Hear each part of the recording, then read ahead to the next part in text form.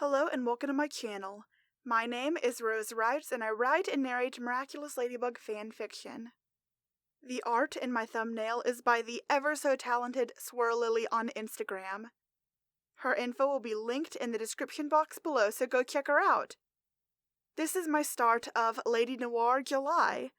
I looked at which stories you guys would like to see, and Cat Blanc was one of the most requested. So, without further ado, please enjoy Cat Blanc. My life had become a stream of nightmares. Except these nightmares didn't only happen at night.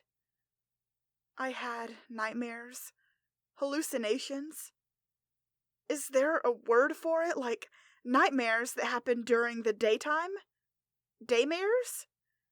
Yeah, I guess that doesn't make much sense if you're a stable person, unlike me. But every time he touched me, or sometimes even looked at me, I saw him. Cat Blanc. In my memory, I saw blue eyes lighter than my own. His gaze piercing me, looking at me, but somehow also right through me. A striking white appearance that caused shivers down my spine. I was brought back to that moment, the moment everything changed. He stared at me as I watched back helplessly, surrounded by the rubble of Paris, unable to do anything. Everyone I ever loved just dust in the wind, including me. "Ladybug?" he asked, looking as fear-stricken as I felt. "You're crying. What's wrong? What happened?" I wiped my eyes. He was right. I was crying. I cried a lot of nights when I woke up with these night terrors. But this time, I wasn't sleeping. I looked at the gentle, loving face of my partner, but felt fearful. I yearned to tell him why I had become so distant, and why it felt like I was replacing him.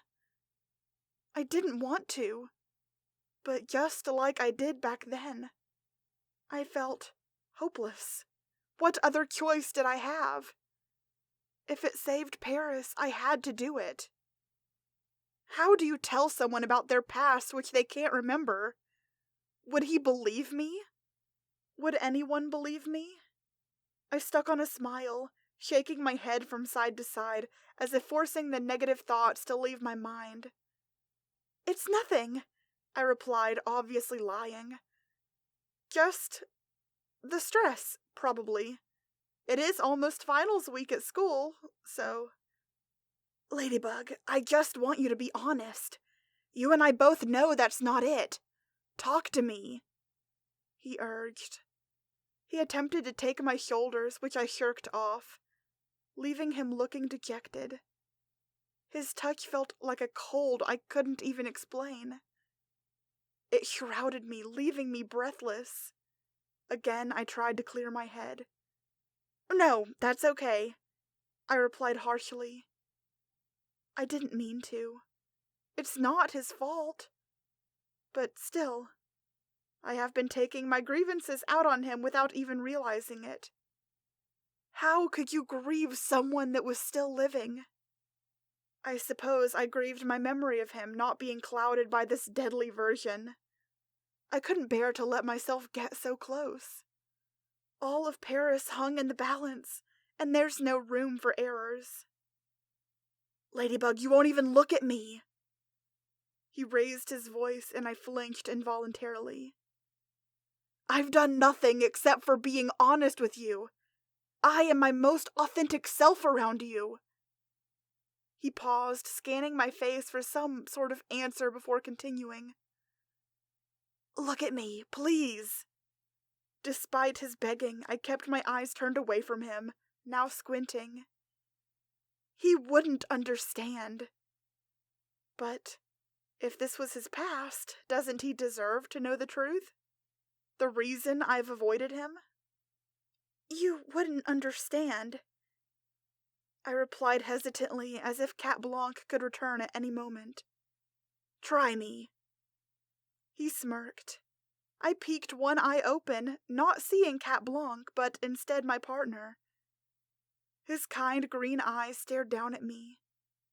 Finally, my day terrors had subsided just enough to tell him the truth.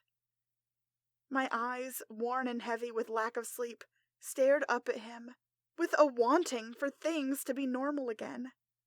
But then again, since becoming a superhero, when had things actually been normal? Cat, I'm sorry. I'm sorry I've been acting strange. And it all started a few months ago. What did? He asked, confusion lingering in his voice. I bit my lip, avoiding his gaze once more. Honest. Be honest. If there's one person I didn't have to lie to, it was him. Well, except about my identity, but everything else. You were akumatized. The words tasted bitter as they left my lips. I was brought back to that day. The day my life turned into an eternal nightmare. What? He snickered. I didn't think he would believe me, since, of course, he couldn't remember it. I don't remember. I knew you wouldn't. My miraculous ladybugs fix everything, right? Since that day, I haven't been sleeping, barely eating. I'm so scared that anything could trigger that, and I couldn't bear. My voice trailed off as I sat on the edge of Notre Dame, staring at my beautiful city. Everyone below looking as tiny as ants. Carefree ants, free to live their lives in blissful ignorance, while I've seen the true destruction that my love for Cat Noir could bring.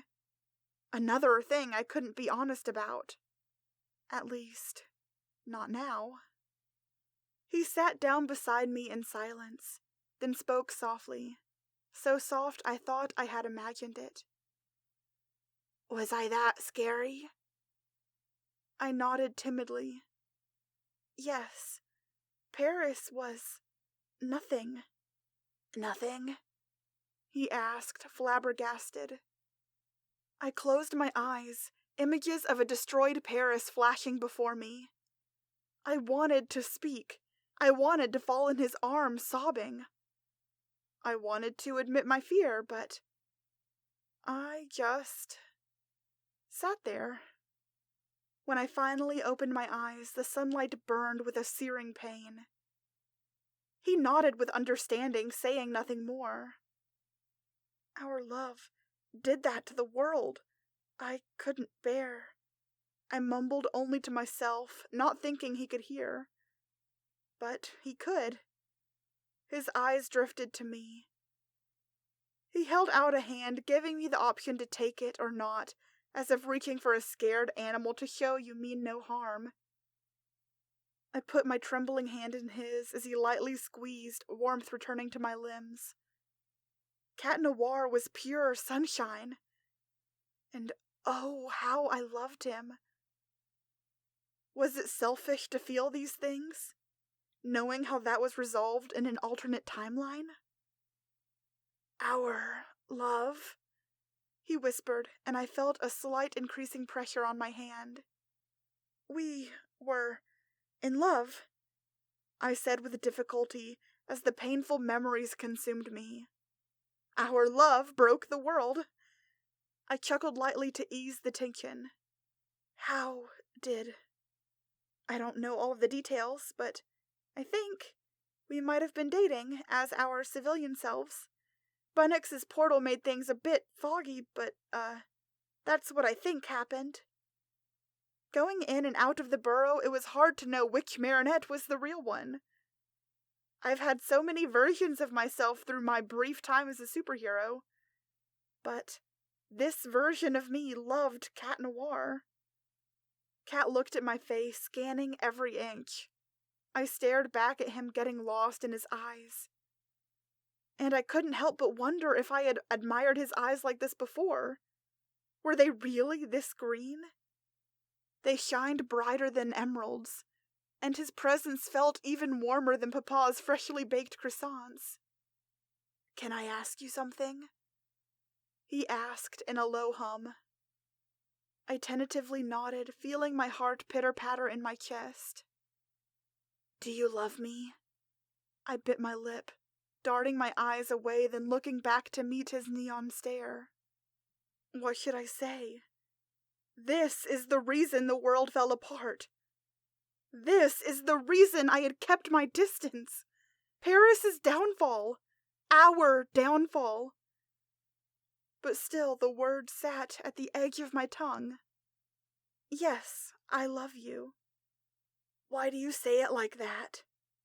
He closed the distance between us, cradling my shoulders in his tender grasp after pulling me to my feet. If our love created Cat Blanc, then maybe it's better if... My voice trailed off. We couldn't do this again. Paris would not suffer from my mistakes. Ladybug, no. No? Yeah. He firmly nodded once. My head involuntarily tilted in confusion. So, yes?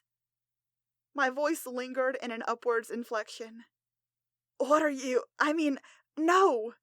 He shook his head as if clearing his protruding thoughts, the blonde wisps shaking about even more in the light breeze. Ladybug, listen, Okay, remember when I said that it's precisely when something's important, that it's important to say it, no matter what?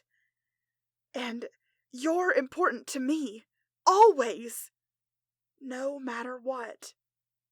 His grip loosened, slipping down to my hands, warming them in his own. This touch I would have previously shirked off. I basked in it.